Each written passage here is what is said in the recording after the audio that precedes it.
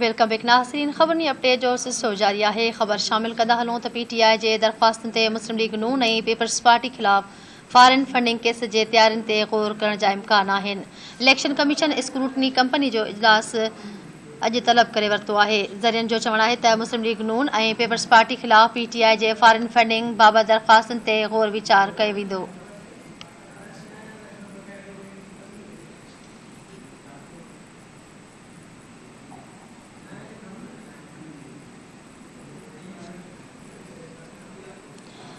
नाज़रीन, election commission जो अहम इजलास थियो आहे। उन हवाले सां असां सां वीडियो लिंक ते मौजूद आहे इस्लामाबाद मां धरती TV न्यूज़ जो ब्यूरो चीफ नज़ीर चारण। जी नज़ीर, आगाह कजो त इलेक्शन कमीशन जे इजलास में कहिड़ा अहम फ़ैसिला थिया आहिनि। इलेक्शन कमीशन जो फॉरेन फंडिंग बाबति छा चवणु हुयो?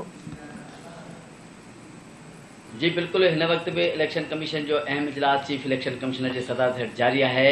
इलेक्शन कमीशन तरफा इन गाल जो फैसलो किया है तो PTI का पीपल्स पार्टी और मुस्लिम लीग नून की भी जी फॉरेन फंडिंग केस के हवाले से जांच है वह करण जो इलेक्शन कमीशन तरफा फैसलो किया है। इन सिलसिले में चीफ इलेक्शन कमिश्नर अज जो है सो मंझंदि जो 2 वगे स्पेशल स्क्रूटनी कमेटी जो भी इजलास तलब करे वरितो है। उन स्पेशल स्क्रूटनी कमेटी के ये हिदायतूं जारी की तो जी PTI के खिलाफ़ फॉरेन फंडिंग केस के सिलसिले में जी तफ्तीश की हुई, जांच की हुई ही उनमें जे परडे उन अकाउंट साबित निकता हैं। उन हवाले से पीपल्स पार्टी मुस्लिम लीग नून के खिलाफ़ भी जो है सो फॉरेन फंडिंग केस बाबत जो है सो जांच करे जो है सो रिपोर्ट दिनों वे। इन सिलसिले में अज चीफ इलेक्शन कमिश्नर के सदारत हेठ इन वक्त भी इजलास जारी है। चीफ इलेक्शन कमिश्नर सख्ती से ये हिदायत की स्पेशल जो है सो स्क्रूटनी कमेटी के अज मंझंदि जो है सो 2 वगे इजलास तलब कन। उन इजलास में जो है सो खास तौर पर पीपल्स पार्टी मुस्लिम लीग नून के खिलाफ़ भी जी फॉरेन फंडिंग केस बाबत जी जांच है उन जो दायरो है वो वधायो वे। जी हकीकतूं आहिनि सो आडो रखियो वन। पर जो है सो चीफ इलेक्शन कमिश्नर के सदारत जो इजलास इन वक्त जारी है उनमें जो है सो वाज़ह तौर पर हिदायतूं कयूं तो PTI वांगुर जो है सो पीपल्स पार्टी मुस्लिम लीग नून के खिलाफ़ भी स्क्रूटनी जांच की वे। जी हकीकतूं हुजन उहे अवाम ॾो रखी वन। मां तव्हांखे हिकु दफ़ो ॿीहर ॿुधाईंदो हलां त इलेक्शन कमीशन तरफा इन गाल जो फैसलो किया है। हिदायतूं जारी कयूं स्पेशल स्क्रूटनी कमेटी के तो पीपल्स पार्टी और मुस्लिम लीग नून नवाज़ खिलाफ़ भी जे सो फॉरेन फंडिंग केस बाबत जे जांच है उन जो दायरो वधाईंदे रिपोर्ट जो है सो फौरी तौर पर जो है सो पेश कई वे। जी ठीक है, वडी मेहरबानी नज़ीर चारण। अवां इस्लामाबाद का वीडियो लिंक ज़रिए तफ़सील ॾिना। नाज़रीन, ज़राअत बाबति वॾे वज़ीर जे सलाहकार मंज़ूर वसाण चयो आहे त -1 पहिरियां बि थियो आहे, -2 ऐं 3 जा चांसिस आहिनि।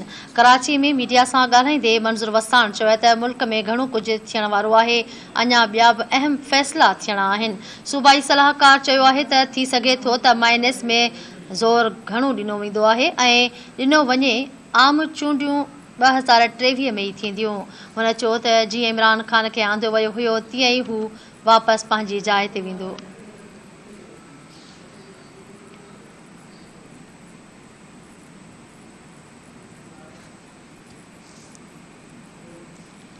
Army chief general Qamar Javed Bajwa गॾियल अरब रियासतुनि जो सरकारी दौरो कयो आहे, जिते खेसि सभिनी खां वॾे सिविल एवार्ड ऑर्डर ऑफ ज़ात सां नवाज़ियो वियो आहे। ISPR जो चवणु आहे त अमारती सदर शेख मोहम्मद बिन ज़ाद अल नहयान सदारती महल कैसल बहर मजलिस में पहुचण ते पाकिस्तान के army chief general Qamar Javed Bajwa की आजियां कई ऐं साणस मुलाक़ात कई।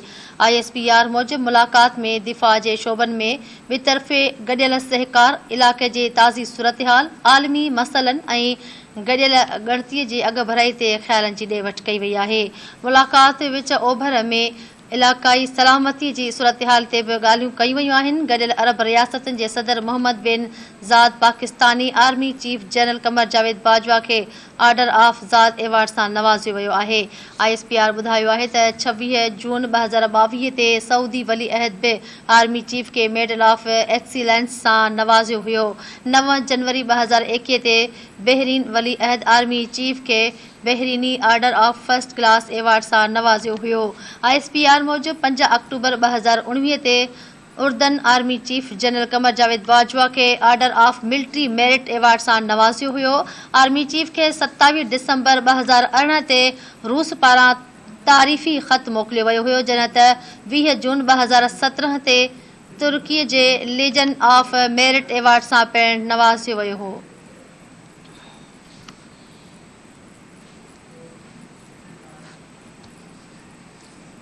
पीटीआई अॻवान हलीम आदिल जी ज़मानत रद्द थियण खां पोइ एंटी इंक्रोचमेंट पुलिस खे गिरफ़्तार करे वरितो आहे। एंटी इंक्रोचमेंट ट्रिब्यूनल में हलीम आदिल शेख ख़िलाफ़ सरकारी ज़मीन ते कब्ज़े जे केस जी ॿुधणी थी। अदालत हलीम आदिल शेख जी ज़मानत रद्द करे छॾी, जंहिं बाद anti encroachment police Halim Adil Shaikh खे हिरासत में वठी छॾियो। एंटी इंक्रोचमेंट अख़्तियारनि जो चवणु आहे त हलीम आदिल शेख ते सरकारी ज़मीन ते कब्ज़े जो इल्ज़ाम आहे। जवाबदार हलीम आदिल शेख जांच में शामिल न पियो थिए। अख़्तियारनि जो चवणु आहे त हलीम आदिल शेख खे 12 नोटिस जारी कया विया, पर उन बावजूदि हू बयान रिकॉर्ड कराइण न आयो।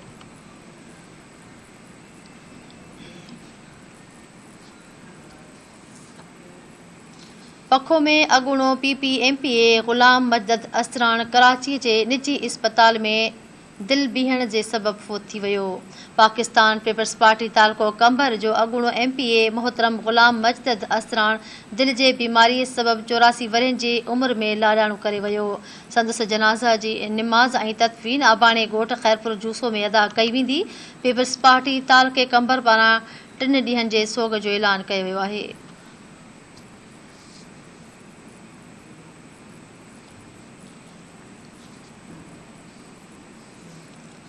लाड़काणे वासण सिंध जी मशहूर फ़नकारा ऐं अदाकारा मारवी चन्ना कराची जे इस्पताल में लाॾाणो करे वई।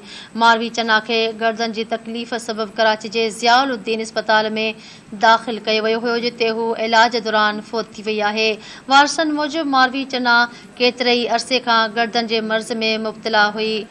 वारसनि जो चवणु आहे त मारवी चन्ना जे तदफ़ीन कई वेंदी।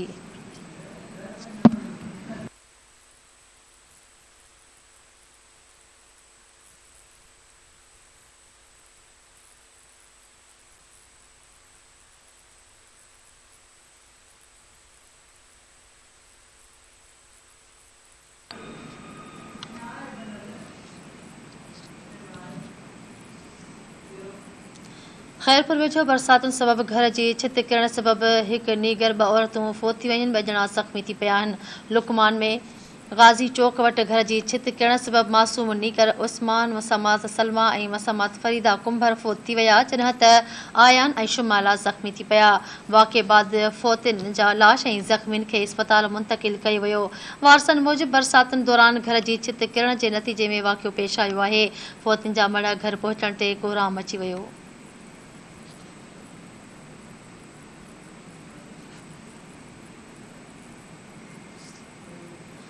सालियापट वेझो ज़मीन जी मालिकीअ तां महर बरादरी जे 2 धुरनि में पुराणे तकरार तां झेड़े दौरान गोलियूं लॻण सबबु पीरसन फ़ौत थी वियो।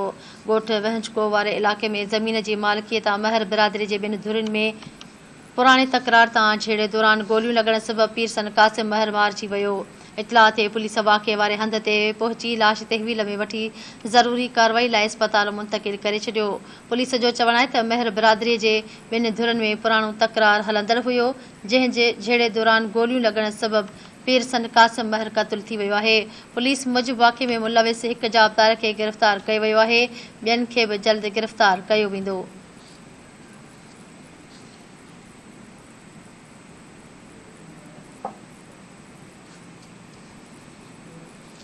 झोल वेझो सिम नाले में ॿुॾी वियल नौजवान जो लाश हथ अची वियो। बाराचे में ॿुॾी फ़ौत थी वियल नौजवान सुभान हाजाणो जो लाश मिली वियो आहे। फ़ौती नौजवान जे वारसनि जो चवणु आहे त चौमासे जे बरसातुनि बाद सिम नाले में पाणी जे चाढ़ण सबबु नौजवान ॿुॾी वियो। संदसि लाश हथ आयो आहे। वारसनि मूजिबि नौजवान क़दीमी माग भड़ो में सोन ॻोल्हण वञी रहियो हुयो त सिम नाले में पाणीअ जे चाढ़ हुअण सबबु ॿुॾी फ़ौत थी वियो आहे। नौजवान जो मड़ घर पहुचण ते कोहराम अची वियो।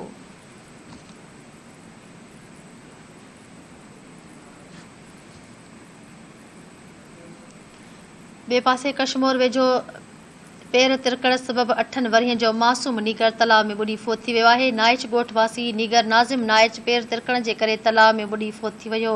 इतलाह ते वारस पहुची नीगर जो लाश तलाउ मां ॿाहिरि कढाए छॾियो। नीगर जो लाश घर पहुचण ते संदसि घर भातियुनि में कोहराम अची वियो।